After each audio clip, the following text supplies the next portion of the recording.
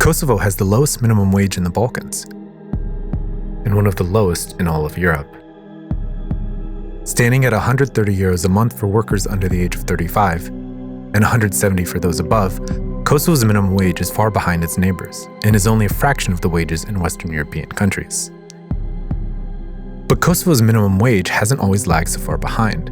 When it was set in 2011, it was in line with those of its neighbors. While other countries have increased their minimum wages, Kosovo's has remained stubbornly flat.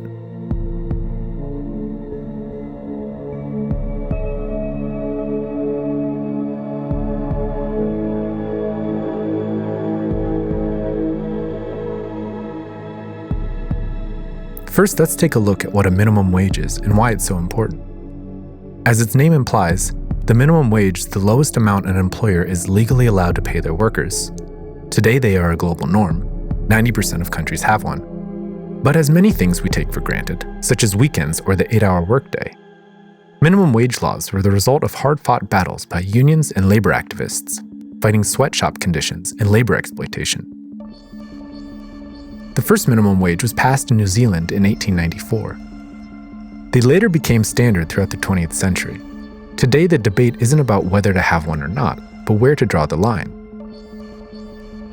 In general, a higher minimum wage disproportionately helps younger, marginalized, and lower-skilled workers, the people who are most likely to work at or near the minimum wage. At the same time, a minimum wage that is set too high can increase labor costs too much, increasing unemployment among the very category of people the minimum wage laws are meant to protect. Business interests, predictably, favor low minimum wages so they can pay workers less and keep business expenses down. A minimum wage that is set too low will make labor exploitation and poverty worse. In Kosovo, the Social Economic Council, composed of representatives of workers, employers, and state institutions, is supposed to review the economic situation every year and propose a new minimum wage to the government. For years, it never happened.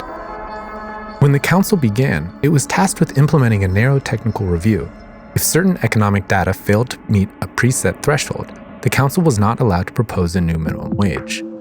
Reforms in 2017 freed the council from these rigid guidelines. Proposals to increase the minimum wage followed. Despite near-unanimous agreement from politicians that the minimum wage needs to be increased, no government has accepted the council's wage hike proposals. Had these proposals been accepted, many workers' wages would have doubled, radically boosting living standards for Kosovo's working poor. But it isn't just Kosovo's government that decides. According to Agron Demi of the Gap Institute, the International Monetary Fund exerts extensive pressure on Kosovo's government not to raise the minimum wage.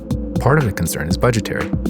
Some social schemes, such as the war veterans' pensions, are linked to the minimum wage. If the minimum was increased to the level proposed by the council, the expenses for war veterans' pensions would be tens of millions of euros higher each year than the current 77 million. The IMF also claims that Kosovo's current minimum is already too high in relation to the average wage, and that increasing it would lead to unemployment. Few publicly agree with this position. While workers waited for government action, the minimum wage wasn't just staying the same. Due to inflation, its value was decreasing. Though the euro, Kosovo's currency of choice, has a low inflation rate, over 10 years it can add up. For example, on average, something that cost €1 in 2011 would cost 1.11 euros in 2021. That means that Kosovo's minimum wage, while nominally remaining the same €130, has actually lost around 10% of its value since 2011. At the same time, average salaries in Kosovo have been increasing faster than inflation, a good thing for Kosovo's workers. But higher salaries can lead to higher costs. Just think about how the average price of a macchiato has risen over the past decade from 50 cents to around €1. As salaries and prices have increased, workers on the minimum are falling farther behind. In 2011, the average household spent around €7,000 per year. By 2017, that number was almost €800 higher. A two-income household on the minimum wage would earn less than half of what the average household spends in a year. Promises to raise the minimum wage are a constant feature in campaign platforms.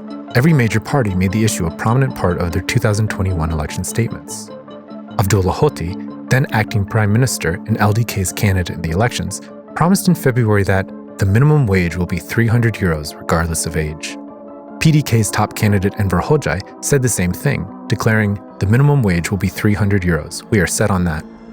On Workers' Day, Prime Minister Kurti reiterated his party's electoral pledge, posting on his Facebook page that We will raise the minimum wage initially to 250 euros, exempting it from taxes, and we will reevaluate it in the future so that it reflects the increase in national wealth.